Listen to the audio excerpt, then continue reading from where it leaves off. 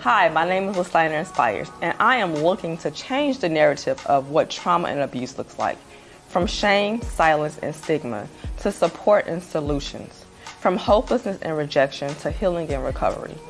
How do I plan on doing that? By bringing awareness that the problem that goes with not talking about what you've been through, not addressing it, not only affects that individual, but it affects us as a community. It affects us as a society. Hey y'all, it's Listiner Inspires coming at you live with your Teach, Lead, and Heal Teaching Tuesday series, Healing Soul Moon podcast. Hey. Once again, this week, 3 weeks in a row consecutively, I am going live from Facebook, LinkedIn, Instagram, YouTube, and Healing Soul Moon podcast.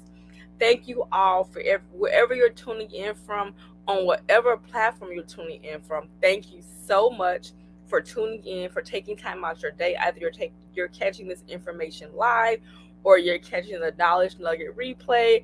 I appreciate you guys because you could be doing anything else, but you decided to tune in and listen. And let me tell y'all, I almost did not come on today because it is a sunny 78 degrees out here in the Midwest, okay? And I was like, ooh, I'm going to go outside. But I'm like, nope, I have a commitment to make. So after I am done teaching, I will definitely go back outside to go to the gym to enjoy the fresh air and the nice weather. Because if you are from the Chicagoland area, you know our weather can be a little strange, okay? One day it'll be hot, the next day it'll be snow. So, anywho, but let me introduce myself for those of you who may not know who I am, who I be, and what I be about. My name is The Listiner Inspires. I'm an award-winning author. I'm a healing and recovery accountability expert speaker, as well as coach and workshop facilitator, specializing in helping those who have gone through childhood abuse and trauma, how to live beyond that abuse and trauma and start to walk in your healing. I provide tools, support, resources, and solutions. I am also the author of 5 published books, and I am also the owner and lead creative strategist of Rock Your Rebel Creative Collaborative Consulting Company, where I partner with ministers and ministries, taking the vision that God has given them and providing them with creative content, creative design, and creative strategies. And I also have a ministry that God has gifted me with called Healing is a Journey, where I provide healing services or healing sessions to those who are ready to start their healing journey by way of Christ Jesus. So that is who I am, what I be is about, and what I am doing. So thank you guys for tuning in again. Let's get into it. Okay, so if you've been following me, the last 2 weeks I have been talking about focus. The big topic is basically resetting your focus and why it's necessary and how to do that. Last week, if you missed it, I talked about shifting your focus. Today, I am going to be talking about redirecting your focus. You may be wondering, well, shifting and redirecting are kind of the same thing. Not necessarily. Sometimes you can shift. Like I can shift, in my seat. Look that way, without moving my whole body. Redirection is a whole pivot where I'm turning completely around, like the whole body and all, right? So there are some differences. There may be some similarities, but there's some differences. And so today, as I was putting together the talking points to discuss with you guys, one of the things I wanted to do was actually look up the definition of redirect. And so the definition of redirect is direct something to a new or different place or purpose. Let me let that sit there for a minute. Especially the purpose part, right? How often do we get off track in our lives?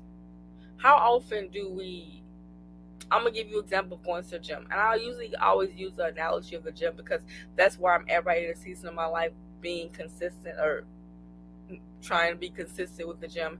And I think a lot of people can relate because that's something not everybody likes to do. We know we need to work out, whether it's being more active, whether it's actually going to someone's gym, whether it's taking more walks, but being more actively fit is not just good for our bodies, right? But it's good for our mind and our emotions. And that is something that you can easily get distracted with, right?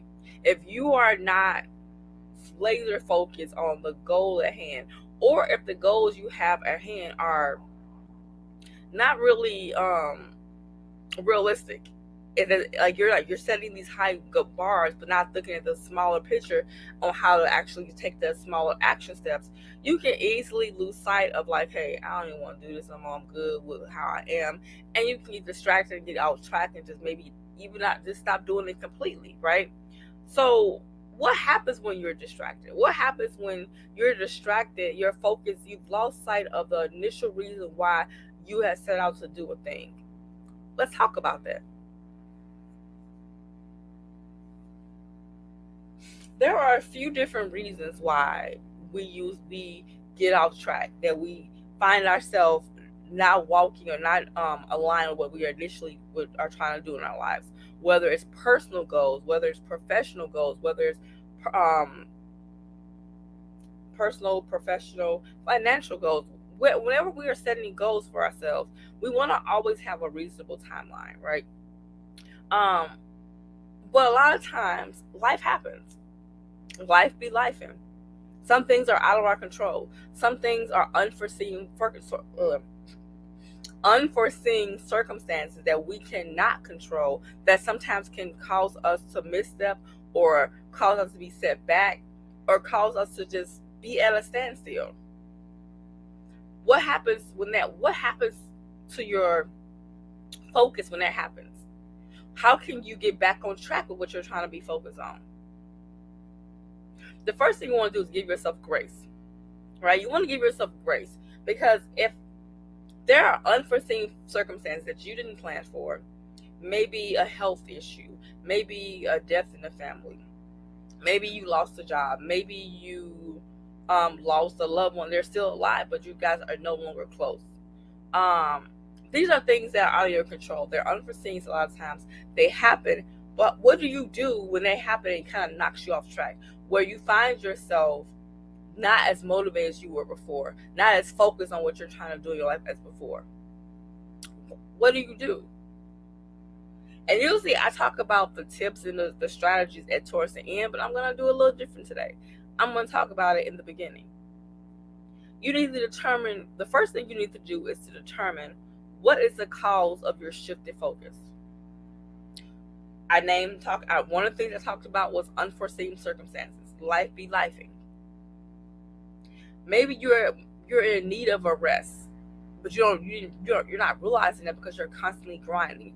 You're laser focused on what you want and what's ahead of you, so much so that you're not paying attention, that your body is like blaring warning signals like, I'm tired, I need rest. You may find yourself dragging in the morning. You might find yourself getting that extra cup of coffee, right? You might find yourself hitting the snooze button more than twice. You might find yourself overeating or eating on the go because you're rushing from one meeting to the next, and your body is telling you like, slow down. And then what happens? Maybe your body shuts down. Maybe you find yourself getting sick, weary, tired, stressed, anxious. Determining what has caused you to shift your focus is very important and very key, because in order for you to get back on track, solve the problem, resolve what's going on, you need to know first what's going on, right? So determining if it's rest that you need, determining that maybe there's some unresolved emotional wounds that you need to start getting some healing from, because maybe they have you at a standstill. Maybe you have some apprehensions about what you're going forward doing. For those of us who have overcome, are trying to overcome, are looking to overcome our childhood abuse and trauma, the effects of it, a lot of times our trauma tries to speak to us. Our pain tries to speak to us and tell us that we're not worthy of certain things, or that's too much. Like, it ain't happening now. You might as well just, forget about it, right? And that can cause us to be apprehensive of the things that we initially were looking forward to. But as we are progressing along, maybe we're not progressing the way we think we should. Maybe we're at a standstill because God needs us to be still in this moment so he can work some things out for us up ahead.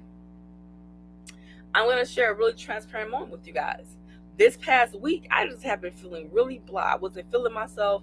I was just like, I wasn't really, I wouldn't say I wasn't motivated. I just was like, just blah, and so I couldn't shake it. I'm just like, what is going on? Like, life is good. I mean, I don't have any major complaints. I'm healthy. I'm well. Like, I'm doing the things that I love, and I just felt like ugh. And so I remember I was like, Lord, I just I was like, I always want somebody to ask me how I'm doing, so I can just tell them the truth of how I really feel. Now, I know that's a strange request because normally people ask you how you're doing, we usually say we're good even when we're not. And I have the habit of saying that, but I wasn't like by the time yesterday came around, I was just like, yeah, no, I'm not feeling it. I'm just, I was feeling meh. Okay, not even a whole full sit, like And so no sooner than I said, you know what, Lord, I just want somebody to ask me how I'm really feeling, so I can really tell them, and maybe, I don't know, get it off my chest, get it out of my head. I didn't have an idea, right? And so I was barbecuing yesterday because it was nice, and my youngest son came and was like, mind you, I knew it was God because, did he go to work yesterday? He hadn't went to work yet. And so he had seen me already all day. He came downstairs and was like, Mom, how are you doing? And I was like, I expressed to him how I felt. I was like, I feel like this ain't happened. I feel like I should be this. I feel like I should be further along. Like, I just had like all these things, right? Not that I dumped on him, but it just like came out, right? And he said, well, Mom, everything happens in its due time. And I kind of looked at him like, okay, right? And then hit me. It didn't click until this morning when I woke up, and I was like, oh, so I had a point. And so, I called him, talked to him, I texted him like, son, thank you for yesterday. That really helped me. I said, at the moment, I didn't want to hear it, but I received it in my spirit, and it really helped. And the point I'm making is, sometimes we have moments like that where we might be feeling like we're not where we want to be, or we might be feeling like we're not progressing along the way we should. And it can cause us to be apprehensive to move forward, or even doubt, like, is this even something I want to do? Do I still want to do this? Is this even feasible? And sometimes you just need somebody to tell you, like, you're good. Like, the timing, when God's timing is when it's right, it will happen. Keep doing what you need to do. Keep progressing on your journey, right? And so it's important to determine what is causing you to be off track and needed to be redirected. It's important to determine, first of all, that you're off track, because how can you be redirected if you not even realize that you're off track? Yeah, there's that. The next thing you need to do on how to redirect your focus is decide what is the next course of action to get you back on track. What do you need to get back on track? For me, it was simply, like I said, just verbalizing it. And it was a simple, like, you're good. Like, everything will happen in due time, and keep doing what you're doing. But for others, it might require a little bit more. Maybe you need to take that rest. Maybe you're just tired. Not even tired with like the full enunciation, but tired. You're just tired. And because you've been going and going and going. You've been grinding and grinding and grinding. You've been, hitting goals and setting goals. And you ain't taking time to celebrate nothing that you've accomplished. You're taking time to rest. You're just getting it, right? Well, your body is not a machine. Your mind is not a machine. You have to rest. And even machines have moments where they need to be refueled, and then recharged and get back on it, right? So you might just need to rest. What does that look like? Well, first of all, take some time to properly rest in that moment, and then actually look at your schedule and see what can you take off your schedule, what can you shift around. Are you having back-to-back meetings with no time to really sit down and eat and enjoy your food, or no time to like just soak in the information that you got from that one meeting because you're on to the next? Maybe you need to shift that. I have a schedule that works for me. I work and I have my businesses. And Fridays are my off days. I do only what I want to do for me. I block the whole day off. Sometimes I stay in bed and watch TV. Sometimes I run errands. But I don't do anything that requires extra brain power. Why? Because I am going and going and going. I am a business owner. I am an employee. I am an employer. I am doing all these things, and I need time for me to get poured back into, because I am not a machine. And so that works for me. I have a certain amount of time blocked off for certain things. If I look at my schedule and I see no one scheduled to book with me and I have some free time, I sometimes will block that off and go and just enjoy the day. And I feel no guilty way about it. At night, I put my phone do not disturb, because I need sleep. I need my complete rest. This works for me. You have to find what works for you, but you also have to stick to it. You have to create a schedule that gives you enough time to rest. Don't set your alarm clock up in enough time to just get up, brush your teeth, and rush out the door. That becomes stressful if you keep doing that. Imagine every time it's time for you to go to work, you got enough time to get up, brush your teeth, run out the door, get some coffee. Like, you just go, go, go, go, go. You ain't had time to process the day, to see what the weather is like. You ain't had time to do anything. You just rushing out the door. That is not good for your mental well-being, and it will cause you to have burnout. Shift your schedule, fix your schedule, get yourself together. And then the next thing you should do, if there's some areas of your life that need to be attended to, whether it's emotionally, mentally, or physically, maybe you need to get a mental health check. Maybe you're finding yourself really anxious, or just really sad, or really stressed, like heightened, right? Maybe you're feeling aches and pains in your body that you didn't feel before. It's time for you to seek a medical professional, whether it's a mental health medical professional, whether it's a doctor. Seek professional help, because you don't know what's going on in your body that could become worse because you didn't tend to it. You overlooked it because you gotta get this done, right? And then last but not least, the next possible course of action will be, if you're really feeling like, if you went to the doctor, you don't have anything wrong mentally, but you find yourself really just anxious, maybe sit down and write down what these fears are. What's causing you to be anxious? Are they valid? Or is it your past pain trying to talk you out of doing some things? Is it because of the things you've gone through before that you're starting to doubt moving forward?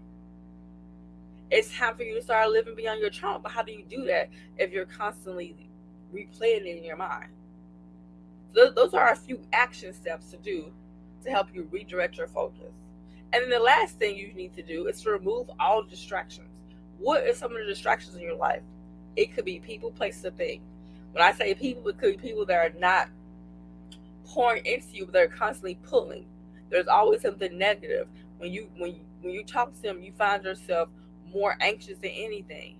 Places that are not conducive to your growth. Maybe you're going places that you're spending money that you shouldn't be spending on. Maybe you're doing things that really are out of habit but you don't enjoy. You're saying you want to get to X, Y, and Z, but you're still, visiting A, B, and C, and they're part of your past and not your future.